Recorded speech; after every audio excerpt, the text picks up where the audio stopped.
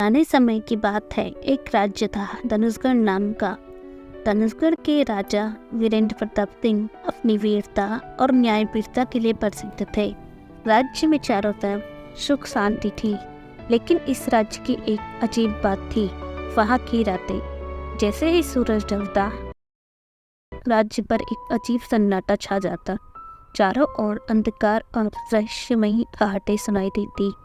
कोई भी व्यक्ति सूरज डूबने के बाद महल के पास फटकने की हिम्मत नहीं करता था।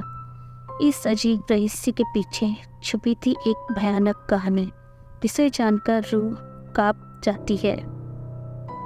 राजा वीरेंद्र प्रताप सिंह भी इन रहस्यों से अनजान न थे, लेकिन उनका मानना था कि जब तक राज्य में शांति है, महल के भीतर की घटनाओं को नज़रअंदाज किया जा सकता है। लेकिन वक्त के साथ महल के गलियारों में कुछ ऐसा होने लगा जो किसी भी साधारण घटना से परे था। रानी सौम्या देवी ने भी कई बार महसूस किया कि महल में कोई अदृश्य ताकत थी, जो बिना किसी चेतावनी के दरवाजों को खोल देती। दीवारों पर अजीब सी परछाइयाँ बनती, वो परछाइयाँ जो किसी इंसान की नहीं बल्कि किसी पुराने दर्द की थी। यह सब एक डरावनी शुरुआत थी जिसे किसी ने नज़रअंदाज किया था। फिर एक रात जब महल के सारे लोग गहरी नींद में थे, तब महल की राजकुमारी मेघना की आंखें एक धीमी फुसफुसाहट से खुली। पहले उसने इन्हें महज एक सपना समझा, लेकिन जैसे जैसे वो आवाज़ें तेज होती गई, उसकी धड़कनें बढ़ने लगी। उसने धीरे धीरे अपने कक्ष का दरवाज़ा खोला और अंधेरे गलियारों में कदम रखा। अचानक उसकी नज़र महल के दूसरे छोर पर पड़ी। एक धुंधली परछाई दिख रही थी। वो परछाई चुपचाप महल के सबसे पुराने और भयानक हिस्से की ओर बढ़ रही थी, उत्तर कक्ष की ओर। उत्तर कक्ष, जिसे सालों पहले बंद कर दिया गया था। एक कमरे की ऐसी खामोशी जिसने सदियों से कोई आवाज़ नहीं सुनी थी।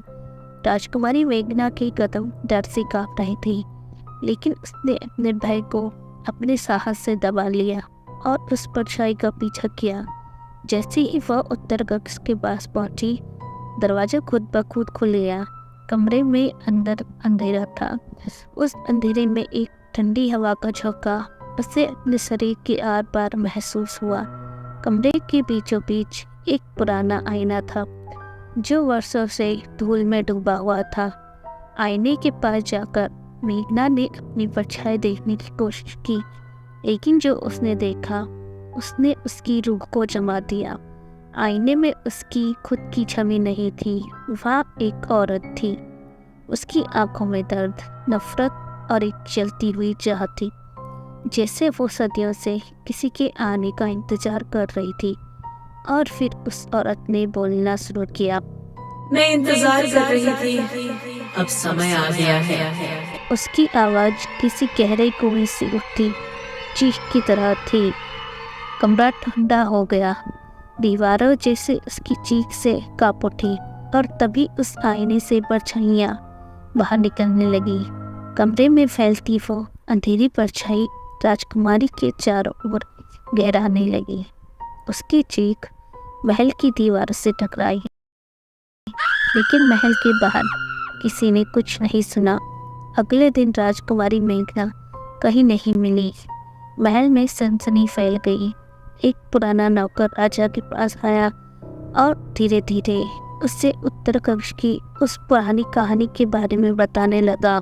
नौकर ने महाराज को बताया, महाराज, उत्तर कक्ष की भयानक और रहस्यमयी घटना सदियों पुरानी थी, जो राजा अर्जुन सिंह और उनकी पत्नी रानी पद्मिनी से जुड़ी हुई थी। कहा जाता है कि रानी पद्मिनी बेहद सुंदर और बुद्धिमान थी, लेकिन उनके और राजा अर्जुन सिंह के बीच का रिश्ता धीरे धीरे बिगड़ने लगा था। राजा का मन महल की एक दासी पर आ गया था, जिससे रानी पद्मिनी बेहद आहत थी। इस कारण दोनों के बीच दूरियां बढ़ गई और राजा अर्जुन सिंह ने एक षड्यंत्र रचकर रानी पर विश्वासघात का आरोप लगा दिया। रानी को राजा के आदेश पर महल के उत्तर कक्ष में कैद कर दिया गया, जो महल का सबसे पुराना और सुनसान कमरा था। इस कमरे में न कोई आता था, न कोई जाता था। रानी पद्मिनी को उस कमरे में कैद कर उनके मान सम्मान को ठेस पहुंचाई गई और उन्हें किसी से मिलने की इजाजत नहीं थी। वे इस अन्याय से दुखी थी, लेकिन उनके अंदर बदले की आग धधक रही थी। वह धीरे धीरे टूट गई और अंततः उसी कमरे में उन्होंने अपनी आखिरी सांस ली। मरने से पहले रानी पद्मिनी ने राजा अर्जुन सिंह और उनके वंश को श्राप दिया। उन्होंने कहा कि उनकी आत्मा तब तक चैन से नहीं सोएगी जब तक राजा का पूरा वंश समाप्त न हो जाए। उनके इस श्राप ने उत्तर कक्ष को हमेशा के लिए एक श्रापित और भयानक जगह बना दिया।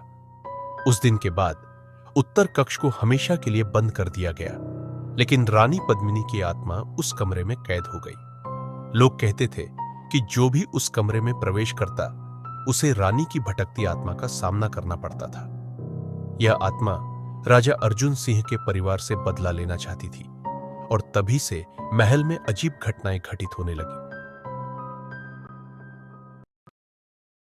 क्या राजकुमारी मेघना के गायब होने की घटना भी इसी श्राप का हिस्सा थी? क्या रानी पद्मिनी की आत्मा का गुस्सा अब राजा वीरेंद्र प्रताप सिंह और उनके परिवार पर था? क्या उत्तर कक्ष की दीवारों में छिपे इस भयानक रहस्य का सामना किए बिना उस आत्मा को शांत करना असंभव था?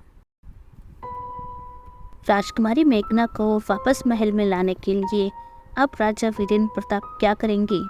जानने के लिए हमारे चैनल को सब्सक्राइब कीजिए और वीडियो आपको पसंद आया तो वीडियो को लाइक कीजिए।